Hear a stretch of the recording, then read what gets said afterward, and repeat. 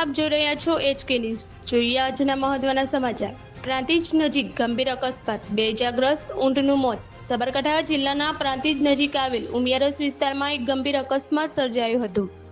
પ્રાપ્ત માહિતી મુજબ ચિલોડા તરફ જઈ રહેલી આઈસર ગાડીએ હાઈવે પર આગળ જઈ રહેલી ઊંટ લારીને જોરદાર ટક્કર મારી હતી।